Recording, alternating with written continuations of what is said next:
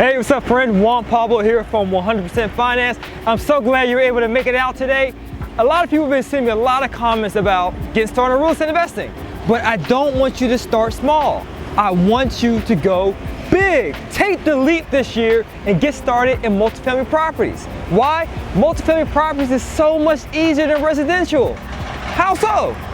Mortgages. It's so much easier to get a commercial mortgage than it is residential. Commercial mortgages are less stringent than residential. And secondly, the same amount of time it takes you to do a single family house, you could be spending that same time doing a 10-unit multifamily, baby.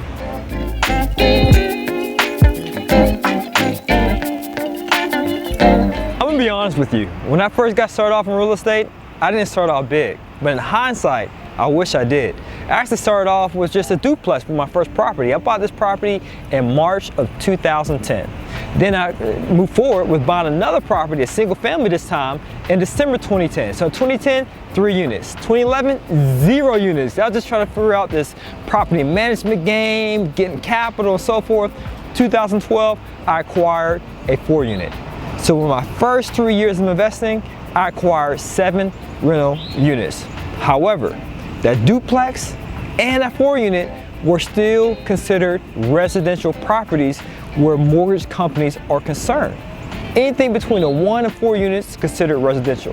In 2013, I decided to move forward with multifamily properties using commercial mortgages. And once I made that decision in 2013, I was able to scale up my rental portfolio and obtain 21 units so I could say goodbye to 9 to 5 and quit my day job.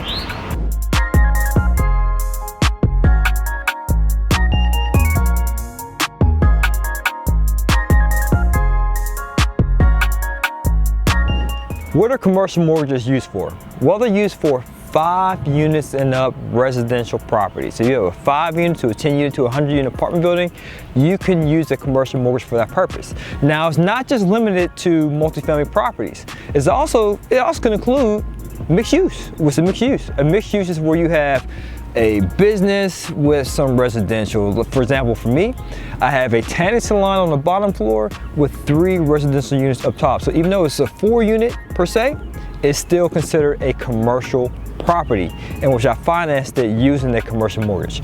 Commercial mortgages can also be used for storage spaces, office spaces, and so forth. But for the purposes of this recording, we're solely focused on multifamily property so that you can become financially free and independent. Now the next question may be, okay Juan, well that's great to know, but what are the terms typically for commercial mortgages? Well, the terms can vary, but at the time of this recording, the interest rate is around 5.25% or so. The amortization period, meaning the time it takes to pay off the mortgage, is 20 years, which is definitely not bad, but it could be an ARM, meaning an adjustable rate mortgage. In other words, every 5 years or so, the interest rate can reset based upon what's going on in today's market. However, commercial mortgages are so much easier than residential simply because with residential, some of you guys have experienced this. What do they want? They want to say, hey, what's going on with this deposits you made on the A, $400? And what was this withdrawal of $800? Man, I helped my mom out. I bought her groceries. But they want a detailed list. They want letters of explanations. Hey, what's going on with this hard inquiry you have in your credit report? None of this stuff happens in the commercial mortgage world. Only in residential. In residential, they care about you, the borrower. 80% of their focus is on you, not the property. But in a commercial, they flip that on its head. 80% of their emphasis from a commercial mortgage standpoint is on the property. They want to see the P&Ls. They want to see the tax returns, not yours necessarily, but of the seller, so they can perform their own due diligence. They want to see the leases. I kid you not. 80% of the commercial mortgage emphasis where underwriting concern is on the property and not you. Even though commercial mortgages may be easier than residential, especially easier to the point of you close on a 10 unit instead of a single family because you get the financial freedom so much faster. But even though it's easier, there's still some cons, by the way. What's the con? Well, when you're using commercial mortgages, you don't have a fixed rate like residential. Typically with a residential rental property, you can get a 30-year interest rate fix. That's not the case for commercial mortgages. And if the seller for commercial mortgages? Does it provide all the documentation required for due diligence, not just on your part, for you should perform proper due diligence, but on the mortgage advisor's part, because they perform their own due diligence. They want to make sure that property is profitable. If the seller doesn't cooperate, guess what? The deal is done. With residential, they can care less about the paperwork, but I still recommend that you have that paperwork. The pros of commercial mortgages. Whew. They allow seller financing. That's a huge pro. And if you couple that with business credit, as I talked about in my other videos, you can obtain a property 100% financed using a commercial mortgage. Now, you can use business credit for residential properties, don't get me wrong, but they have seasoning requirements, and that's the con of residential. They want to make sure you have those funds liquid in your bank account for at least 2 months. And you must do that before you move forward with a residential mortgage. Don't get me wrong, 80% of the underwriting is on the property, but that still leaves 20% on you. So what do mortgage lenders like to see when underwriting you? Well, for one, they want to be able to see your credit report.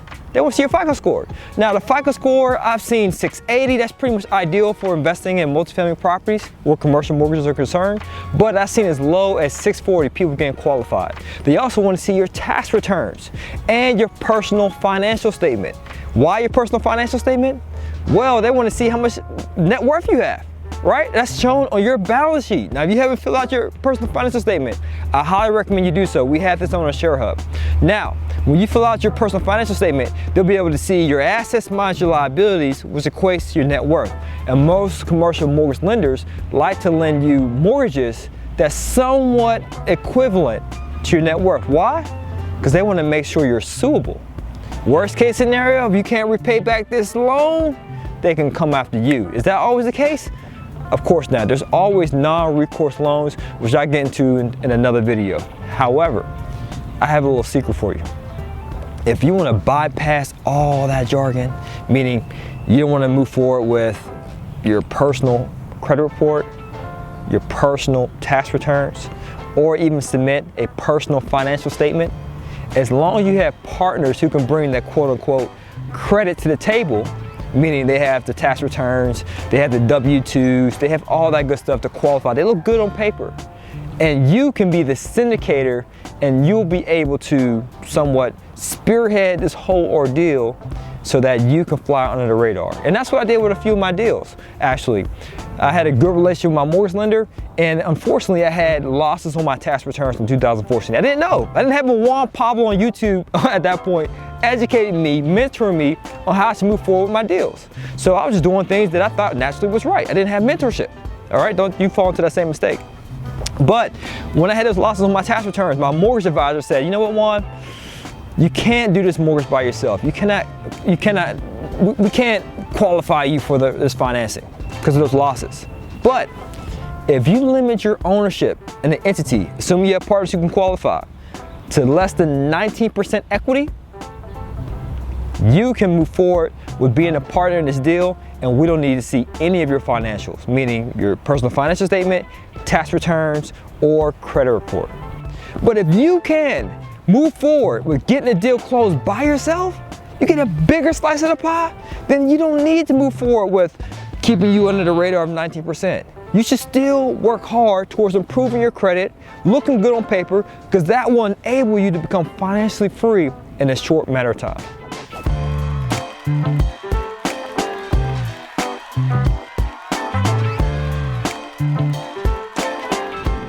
Almost forgot, commercial mortgages are perfectly fine with you closing on that property in your business entity. But with residential mortgages, not at all. Try getting a residential mortgage under your business entity. No, they want to make sure that you guarantee that mortgage and put that mortgage in your personal name. Now, speaking of personal name, you might not start off with the 3 C's, meaning the personal credit, the cash. You might have a wad of cash, right? Or a rich uncle who can give you $1 million loan. Or you might not even have the competency yet. You might not have the step-by-step action plan. But guess what? We've all started from there. Not everyone who became successful in business and life and real estate investing started off with a silver spoon in their mouth. However, they did start off with 2 things: a burning desire and a blueprint to follow. The 2 Bs, as I like to call it. Now, if you're pursuing those 2 Bs, it's important that you have the right map to follow. If you're interested in moving forward with multifamily properties, and if you're interested in moving forward with the commercial mortgages, even if you have the slightest doubt you might not qualify, I highly encourage you to apply anyway.